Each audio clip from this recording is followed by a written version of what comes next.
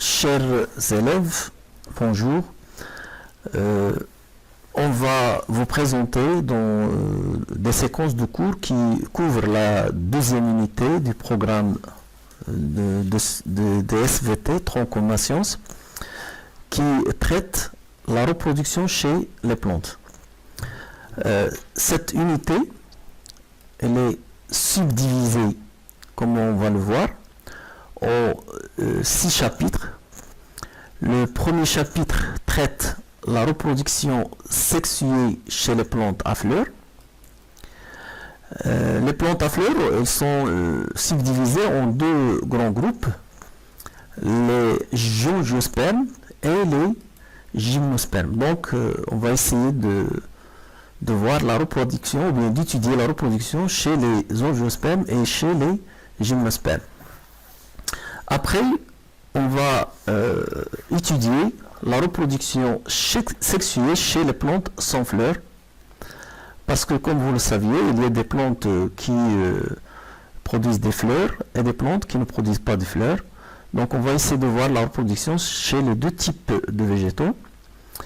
Au niveau du chapitre 3, on va étudier le cycle de développement des plantes et l'importance de la reproduction, la formation des gamètes et la fécondation dans la formation du cycle de développement des plantes.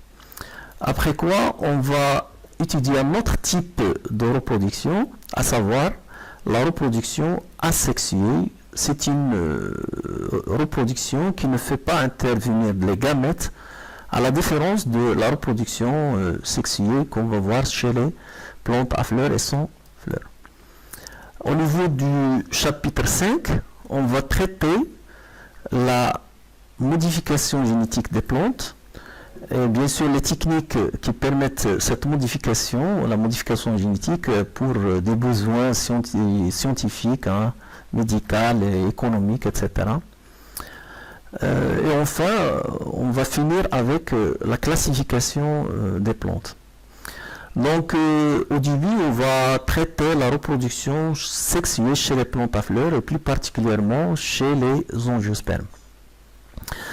Donc, comme vous le saviez, chers élèves, que pour garantir leur pérennité et leur multiplication, les plantes, comme tout être vivant, recourt à la reproduction. Donc on va se poser la question suivante: comment se fait la reproduction chez les végétaux? Pour cela, on va partir de l'observation de différentes fleurs chez les gingiospermes. Donc on voit ici, on va vous présenter un ensemble de photos de plantes d'angiospermes. On voit ici une photo du citronnier. Il faut ici un air des citronniers, donc avec des fleurs. Et on voit ici le fruit. Si on fait une coupe au niveau du fruit, on trouve des graines. C'est pour cela qu'on parle de plantes qui produisent des fruits à graines et on les appelle les angiospermes. Angio, ça veut dire caché, et sperme, ça veut dire graines. On va voir un autre type de plante, à savoir le cèdre. Donc le cèdre qui pousse dans les régions de haute altitude, comme par exemple la Ephraim. Donc elle est très renommée par son aspect, elle est typique. Elle présente des cônes. À certaines périodes, à une période de l'année, on voit que ces cônes libèrent des graines. Donc on peut dire que ces cônes sont l'équivalent du fruit du citronnier. Mais à la différence du citronnier, les graines sont nues, c'est-à-dire ne sont pas cachées, ne sont pas couvertes. Donc c'est pour cela qu'on désigne le cèdre parmi les plantes à graines nues, c'est-à-dire des gymnospermes. Des gymnos, ça veut dire nu, et sperme, ça veut dire graines. Donc ces cônes sont considérés, lorsqu'ils sont jeunes, sont considérés comme des fleurs. Et par la suite, on peut regrouper, malgré la différence d'apparence entre les deux types, on peut les regrouper. Hein, on voit ici des fleurs, ici des fleurs, donc on peut les regrouper dans un même groupe de fleurs ou bien de plantes à fleurs, c'est-à-dire des plantes qui produisent des fleurs. On va voir maintenant un autre type de plante. Il s'agit en l'occurrence de fougères, comme on voit ici. Donc là, c'est pas une tige, c'est un pétiole, c'est-à-dire la partie de la feuille qui porte la feuille. Donc là, il s'agit d'une feuille qui est composée, hein, qui est rattachée à la tige, qui est souterraine chez les fougères. Donc on voit au cours du cycle de développement de fougères qu'ils ne produisent pas de fleurs, et par la suite on peut les classer parmi les plantes sans fleurs. Là on a un autre type de plantes. Il s'agit en l'occurrence de bryophytes. Ce sont des bryophytes, ou bien on les appelle également couramment les mousses. Ce sont également des plantes qui, au cours de leur cycle de développement, ne produisent pas de fleurs, et donc on a droit de les classer parmi les fougères, avec les fougères parmi les plantes sans fleurs. Là on a un autre type, un dernier exemple qu'on va traiter. Ce sont des algues, hein, on voit différentes, elles diffèrent par la couleur. On a ici des algues vertes, des algues brunes, qui sont tributaires des milieux aquatiques. On les trouve essentiellement dans des milieux aquatiques. Donc là, ce sont des plantes qui vivent dans le milieu marin. Donc, comme il a été dit pour les fougères et bryophytes, ne produisent jamais de fleurs. Donc, ce sont classés, on peut les classer parmi les plantes sans fleurs. Et de là, on peut subdiviser, si vous voulez, ces plantes en deux grandes catégories. Les plantes à fleurs, et regroupe deux sous-groupes, à savoir les angiospermes, c'est-à-dire les plantes qui ont des graines cachées, hein, angio ça veut dire caché, et les gymnospermes, ça veut dire sperme, ça veut dire graines, c'est-à-dire les plantes à graines qui sont nues. Gymno, ça veut dire nu. Le deuxième grand groupe, ce sont les plantes sans fleurs. Et dans cette catégorie, on trouve les algues, hein, qui sont moins développées, et puis les fougères et les mousses. De là, on peut se poser les questions suivantes. Quels sont les différents modes de la reproduction chez les plantes, hein, et quels sont les organes impliqués dans la reproduction? On va entamer notre étude par l'étude de la reproduction sexuée des plantes à fleurs, c'est-à-dire les spermaphytes. Donc la reproduction sexuée peut être définie comme étant une reproduction qui se fait entre deux individus de la même espèce, mais de sexe opposé, et qui font intervenir bien sûr les interventions lors de la reproduction sexuée, de la production de gamètes. À travers ce chapitre, nous allons étudier ce phénomène chez deux types principaux de plantes. Là, c'est déjà dit, d'envoyer un fruit produit par le pommier, ce sont des pommes. On voit ici, au niveau de la pomme, on a des graines qui sont cachées dans le fruit, sont couverts. C'est pour cela qu'on dit que le pommier figure parmi les angiospermes. Là, l'autre exemple qu'on a vu chez le pin, également chez le cèdre, on voit qu'à maturité, il libère des graines qui ne sont pas couvertes comme on vient de le voir chez la pomme. Et par la suite, ce sont des plantes à graines nues et qu'on les appelle les gymnospermes. Donc les angiospermes, ce sont des plantes à graines enfermées dans des fruits, l'exemple de la pomme. Et les gymnospermes, ce sont des plantes à graines qui sont nues, c'est-à-dire non couvertes, non enfermées dans des fruits. Donc, on va entamer la reproduction chez les angiospermes, et après, on va traiter la reproduction chez les gymnospermes. Donc, chez les angiospermes, l'appareil végétatif elle est constituée de racines, de tiges et de feuilles. Donc normalement, ces organes, elles assurent la nutrition et la croissance. Hein. Donc au niveau de la racine, la racine sert à puiser, si vous voulez, l'eau et les sels minéraux du sol. Elle joue un rôle également de support de la plante. Les feuilles, comme vous le savez déjà, ce sont le siège de la photosynthèse qui permet la formation de la matière organique nécessaire pour la croissance et le développement de la plante. Eh bien, bien sûr, l'appareil reproducteur, un autre organe qui forme l'appareil reproducteur, est formé par ce qu'on appelle les fleurs. Donc, à certaines époques de l'année, les angiospermes produisent des fleurs. Donc, ce ne sont pas des structures constantes durant l'année. Elles apparaissent momentanément. Et après leur disparition, bien sûr, on voit l'apparition de fruits. Et de là, on peut dire que les fruits, ou bien plutôt les fleurs, se transforment en fruits. Donc, le fruit, il contient les graines qui assurent la dissémination, c'est-à-dire la dispersion de l'espèce, hein, et la résistance lors de la mauvaise saison. Ça concerne certains types de plantes qui ne peuvent pas résister durant l'hiver, par exemple. Donc, elles persistent sous forme de graines, hein, dans l'espoir que les graines donnent de nouveaux individus dans la saison favorable. Donc, par la suite, on va se demander, ou bien on va poser les questions suivantes. Quel est le rôle de la fleur dans la reproduction sexuelle chez les angiospermes? Comment se transforme la fleur en fruit? Comment se fait la germination de la graine?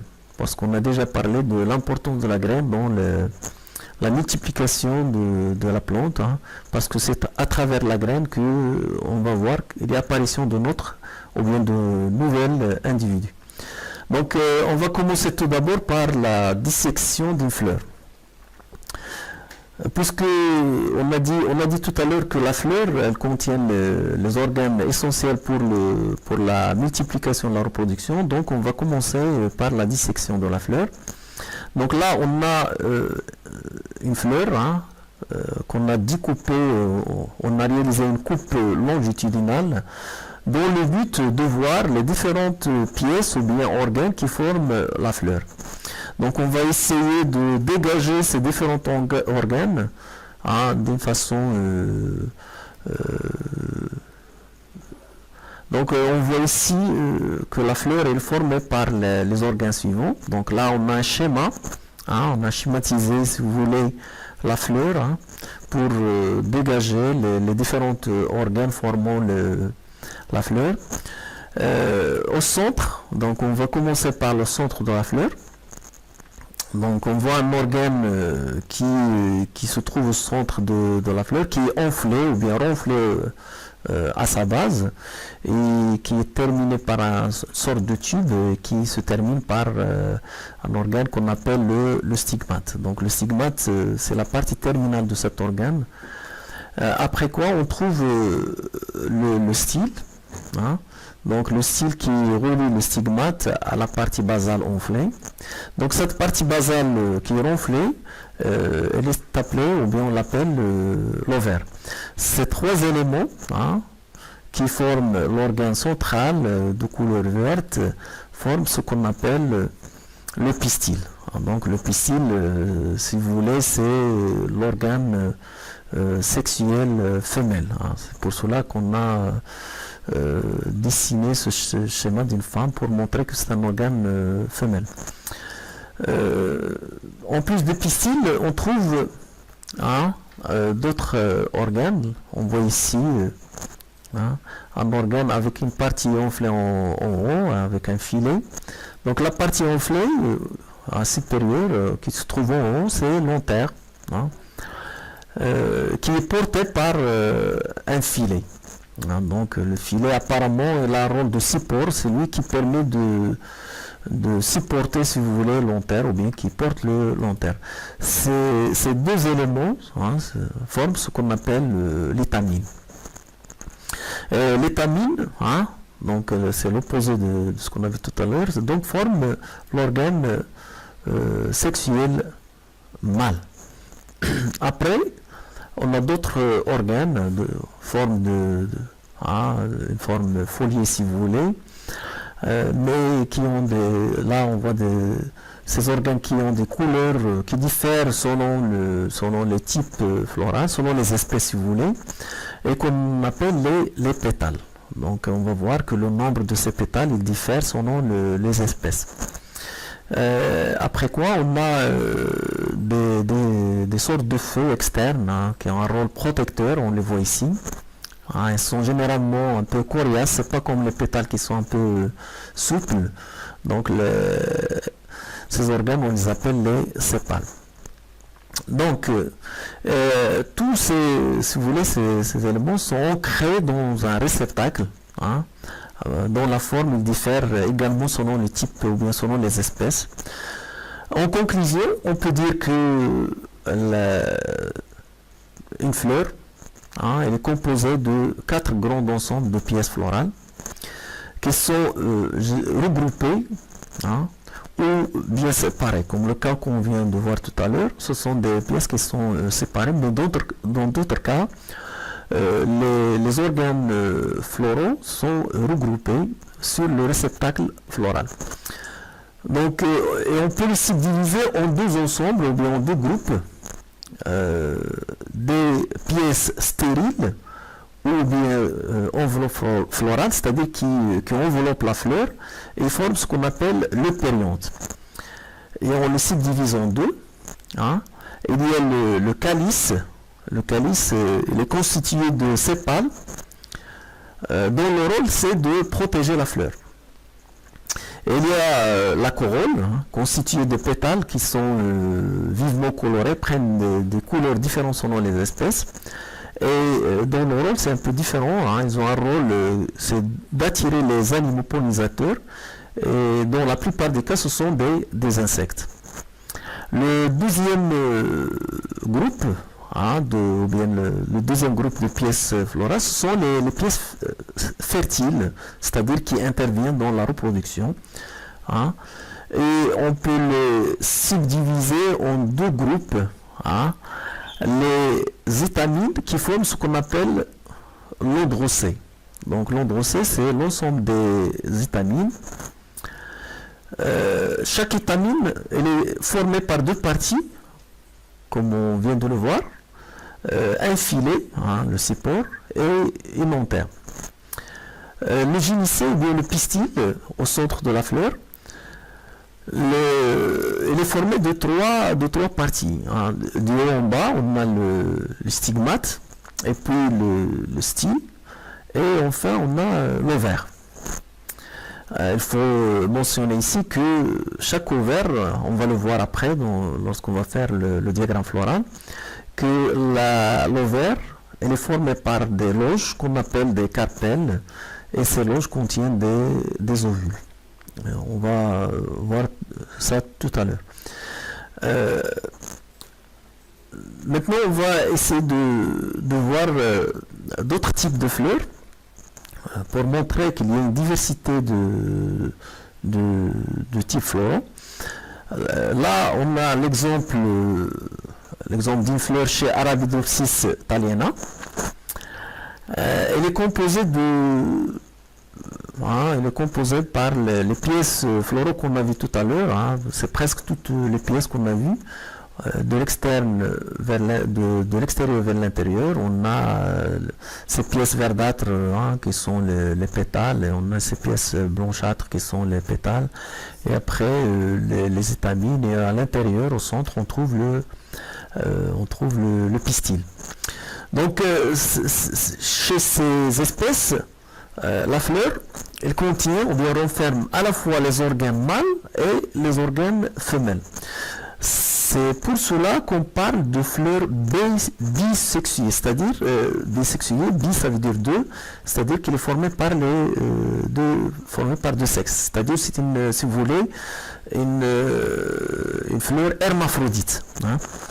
Si on essaie de regarder ou bien d'observer, si vous voulez, un autre exemple, l'exemple de chêne vert, au niveau de ce rameau, apparemment on voit deux types de fleurs. Donc si on essaie de les contempler de près, hein, de voir de quoi elles se composent, on voit au niveau des fleurs qui se situent dans la partie haute du rameau, hein, que la fleur elle est formée par des pièces protectrices, si vous voulez, et par ces structures qu'on a déjà vues, ce sont les étamines. Là on voit plus de pistils, et par la suite on peut dire que là on est devant une fleur mâle, hein. Si on passe à l'autre type de fleur qui se trouve dans la partie basale, si vous voulez, du rameau de chêne, on trouve une fleur avec une structure qui est différente de la précédente, hein. On voit des écailles, ou bien si vous voulez, des pièces florales protectrices. Et au centre, on trouve le pistil. Là, on trouve plus d'étamine. Et par la suite, on peut dire que c'est une fleur qui est unisexuée, formée uniquement par le pistil. C'est une fleur femelle. Là, on est devant une fleur mâle. Et par la suite, on peut dire que chez le chêne vert, les fleurs sont plutôt unisexuées, c'est-à-dire que chaque fleur est formée d'un seul sexe. Bien sûr, ces fleurs ou bien ces organes floraux reproducteurs vont produire les gamètes mâles et les gamètes femelles. Donc, en conclusion, on peut dire que chez les angiospermes, on peut distinguer deux types de fleurs, des fleurs unisexuées et des fleurs bisexuées. Maintenant, on va traiter ce qu'on appelle le diagramme floral et la formule florale. C'est très important pour voir comment se fait l'organisation de la fleur.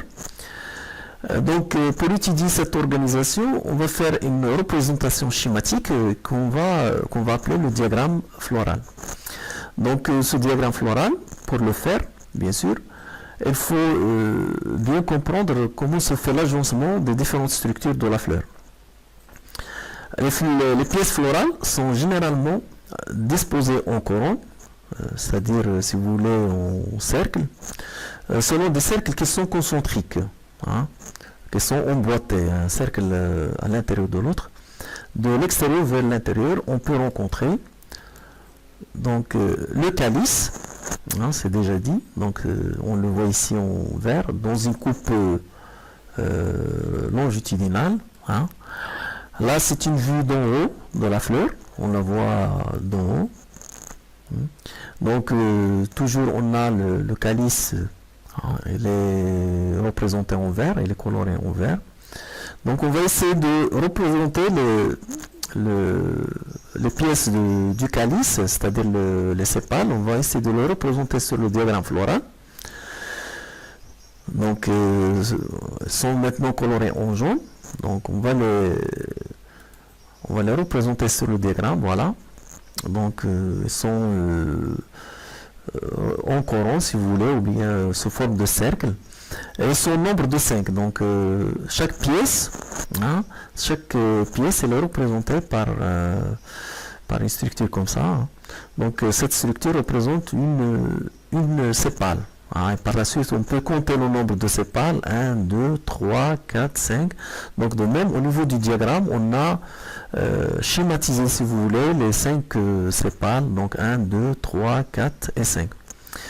Après les sépales, on doit représenter sur le diagramme floral les autres pièces qui suivent, à savoir les pétales. Avant d'entamer ça, il faut rappeler que le calice, c'est l'ensemble des sépales, c'est-à-dire que l'ensemble des sépales forme ce qu'on appelle le calice. Donc, après la représentation des sépales, on va représenter maintenant le deuxième type d'organe floral. Ce sont les pétales. Donc, les pétales sont représentés ici en mauve. Hein. Donc on peut facilement les compter dans le schéma prise d'en haut. Donc on a 5 pétales, donc on va les représenter sur le diagramme floral. Voilà, donc ces pétales forment ce qu'on appelle la corolle. Donc la corolle, c'est, comme on va le voir, c'est l'ensemble des pétales. Donc là, on a représenté les différentes pétales, hein, son nombre de 6, hein, 1, 2, 3, 4, 5, plutôt son nombre de, je m'excuse, son nombre de 5, 1, 2, 3, 4, 5. Donc vous avez 1, 2, 3, 4, 5. Donc la représentation ne se fait pas au hasard. On essaie de représenter chaque pièce dans la position représentée sur la fleur. Hein, on voit ici que les pétales elles alternent avec les sépales. Hein, tout ça, on l'a dégagé à partir bien sûr de la fleur. Donc la corolle, donc c'est l'ensemble des pétales. Après les pétales, hein, on trouve les étamines. Comme on l'a déjà mentionné, elle est formée par deux parties, l'antère et le filet. Hein. Donc on va essayer de représenter les étamines sur le diagramme floral. De la même façon, on peut compter le nombre d'étamines. On voit qu'elles sont au nombre de 5. Elles sont représentées en orange ici. Hein, c'est la coupe longitudinale. Donc on va essayer de le représenter ici tout en respectant l'emplacement des étamines sur la fleur. C'est-à-dire qu'on ne va pas les dessiner ou bien les schématiser d'une façon arbitraire, mais on va essayer de garder la position, ou bien de respecter leur position par rapport aux autres pièces. Hein, donc ces étamines forment ce qu'on appelle l'androcée. Hein, donc maintenant ils sont colorés en jaune, donc on va les représenter. On voit également hein, son nombre de 5 de la même façon. On voit qu'ils alternent avec les pièces précédentes, hein, comme c'est pour les étamines avec plutôt pour les pétales avec les sépales. Donc l'androcée, c'est l'ensemble des étamines. Hein. C'est l'ensemble des étamines. Donc après la représentation de l'androcée, c'est-à-dire l'ensemble des pièces qui forment les étamines, on va représenter le dernier organe, hein, qui est on le voit sur la photo, hein. C'est le pistil, hein, qui est formé par le stigmate, le style et l'ovaire. Hein. Donc on voit ici nettement, hein, parce qu'on en aura besoin après, que la partie enflée, c'est-à-dire l'ovaire, on trouve au niveau de l'ovaire des organes qui sont très importants qu'on appelle l'ovule. Hein.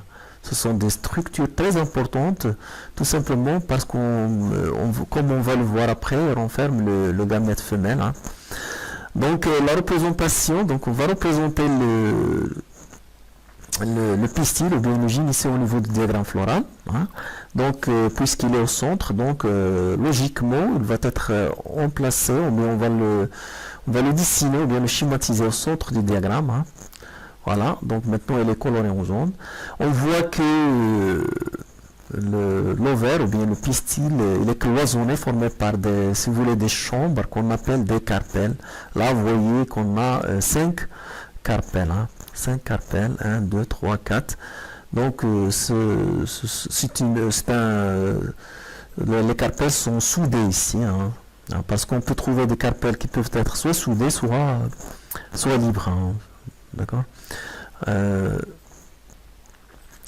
Le gynécée, donc c'est l'ensemble des carpelles. Hein. Donc l'ensemble des carpelles forme le gynécée. Et comme on vient de le voir, donc au sein de ces loges, au sein de ces carpelles, on va trouver les ovules qu'on va voir après leur rôle dans la reproduction. Donc on note donc d'une façon ou bien en conclusion que les verticelles et l'artère, si vous voulez, les différentes couronnes ou bien les différents cercles qui forment ces organes, elles alternent l'un par rapport à l'autre. Et on note également la constance des nombres, c'est-à-dire que si on prend toujours une fleur d'une même espèce, le nombre de pièces reste constant. Par exemple là, le nombre de pièces florales il est égal à 5. Hein. Donc c'est une caractéristique de l'espèce, on va en parler après. Donc après on va on va réaliser ce qu'on appelle la formule florale. Je m'excuse. Donc, on va réaliser ce qu'on appelle la formule florale. Donc, c'est quoi la formule florale? C'est une formule, hein, au niveau de laquelle on va essayer de représenter, hein, les différentes pièces florales qui composent la fleur. Par exemple, ici on a S, P, E, C. Ces lettres désignent les différentes pièces florales. S, c'est pour sépale, hein. P, c'est pour pétale. E, c'est pour étamine. Et C pour carpelle qui forme l'ovaire. Et au niveau de la formule florale, on va ajouter le nombre de pièces florales. Par exemple, ici pour les sépales, on a 5 sépales. Donc on va mettre 5S, c'est-à-dire 5 sépales. Pour les pétales également, on a 5 pétales, donc on va mettre 5P. Les étamines sont au nombre de 5, donc on va mettre 5E. Et le carpelle est formé par, ou bien l'ovaire, ou bien le pistil formé par 5 carpelles, hein. On va mettre 5C. Donc cette formule forme ce qu'on appelle la formule florale.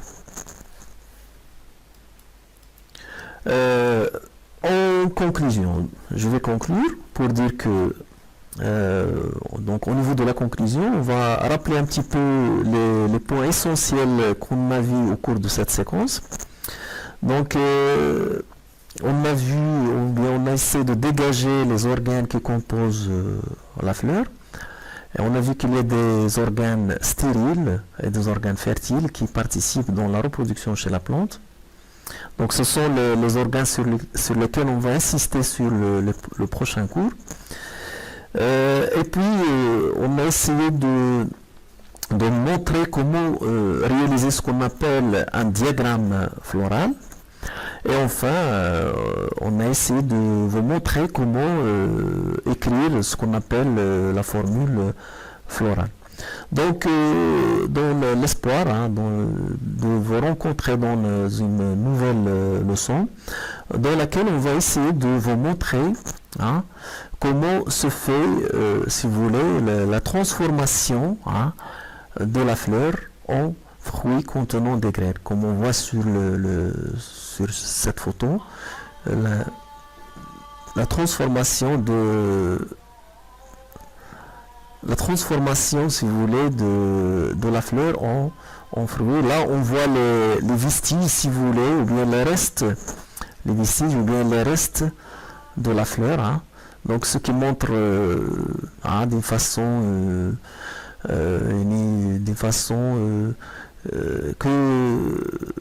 que la fleur elle est transformée en fruit. Donc à la prochaine, Inch'Allah. Donc au revoir, à la prochaine séance.